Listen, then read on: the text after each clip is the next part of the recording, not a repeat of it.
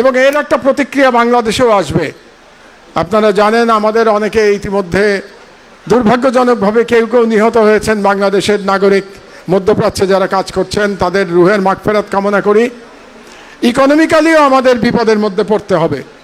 Already আমাদের জ্বালানি নিয়ে সমস্যা হচ্ছে এবং আন্তর্জাতিক পর্যায়ে মূল্য বৃদ্ধি হবে এবং সেটা নিয়ে আমাদের সমস্যার মধ্যে পড়তে হবে। বর্তমানে বিরোধী দলে আছি, আপনাদের এই কণ্ঠের পাহারাদারি আমরা করার নিশ্চয়তা দিচ্ছি, কিন্তু এই কাজটা দিতে হবে সরকারি দলকে। আমরা চোখ খোলা রাখবো, আপনারাও চোখ জাগ্রত রাখবেন। পৃথিবীর প্রায় 200 কোটি মুসলমান এখন খুব বিপদের মধ্যে আছে এবং সেই বিপদ সর্বত্র, সেই বিপদ বাংলাদেশের ভেতরে এবং সেই বিপদ আন্তর্জাতিক পর্যায়ে। আপনারা জানেন যে বর্তমানে জায়নবাদীরা ইরান এবং লেবাননের উপরে গণহত্যা চালাচ্ছে, প্যালেস্টাইনের উপরে গত 3 বছর ধরে গণহত্যা চালাচ্ছে। কাজেই গত 3 বছর ধরে জায়নবাদীরা সারা পৃথিবীতে গণহত্যা চালিয়ে যাচ্ছে। দুর্ভাগ্যজনকভাবে আমরা মুসলমানরা তার প্রতি উত্তরে কিছুই করতে পারছি না, যদিও ইরান বিরোচিত লড়াই করছে, তারা প্রতিরোধ যুদ্ধ চালিয়ে যাচ্ছে জায়নবাদীদের বিরুদ্ধে। কাজেই আমাদের সকলের, আমি মনে করি, নৈতিক সমর্থন ইরানের প্রতি থাকা উচিত। এটা হচ্ছে আমার প্রত্যাশা, একজন মুসলমান হিসাবে আমার প্রত্যাশা। তো এই লড়াই কতদিন চলবে আমরা জানি না, তবে এই লড়াইয়ের কাছে হার মানা যাবে না। এই লড়াইয়ের সঙ্গে মাথা উঁচু করে আমাদের এই লড়াই অব্যাহত রাখতে হবে এবং এর একটা প্রতিক্রিয়া বাংলাদেশেও আসবে। আপনারা জানেন আমাদের অনেকে ইতিমধ্যে দুর্ভাগ্যজনকভাবে কেউ কেউ নিহত হয়েছেন বাংলাদেশের নাগরিক, মধ্যপ্রাচ্যে যারা কাজ করছেন তাদের রুহের মাগফিরাত কামনা করি। ইকোনমিক্যালিও আমাদের বিপদের মধ্যে পড়তে হবে।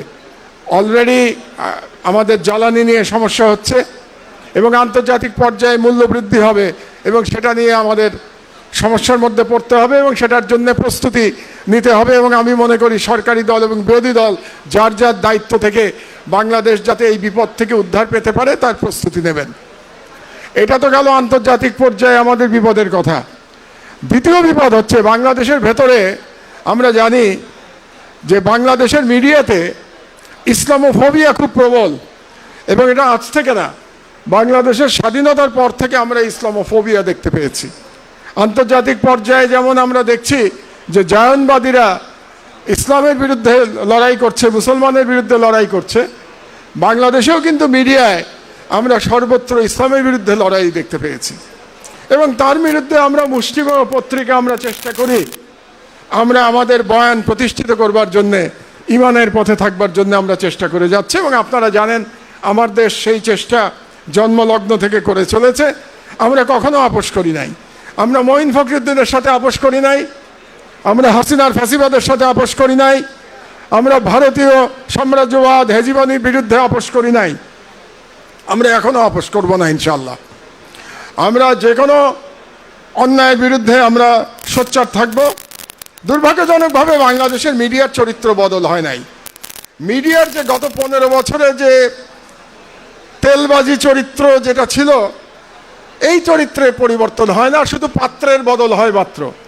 তা আপনাদেরকে খুব পরিষ্কারভাবে বলে দিতে চাই, আমার দেশ সর্বদা ইমানের সাথে বাংলাদেশের স্বাধীনতা এবং বাংলাদেশের সার্বভৌমত্বের পক্ষে লড়াই করেছে এবং বাংলাদেশের ফ্যাসিবাদের বিরুদ্ধে লড়াই করেছে, অন্যায়ের বিরুদ্ধে আওয়াজ তুলেছে। আমরা দীর্ঘদিন বন্ধ ছিলাম, আবার আল্লাহ আমাদেরকে আবার পত্রিকা চালু করতে দিয়েছেন। আমার সহকর্মীরা অনেকে এখানে আছেন, আমরা সবাই মিলে চেষ্টা করছি এবং আমরা দৃঢ়তার সাথে আমাদের কাজ করে যাব। আমরা ভয় পাই না, আমার দেশ কারো কাছে ভয় পায় না, কারণ আমার দেশ কারোর সঙ্গে কখনো লেনদেন করে নাই এবং কারোর সঙ্গে কখনো আপোষ করে নাই।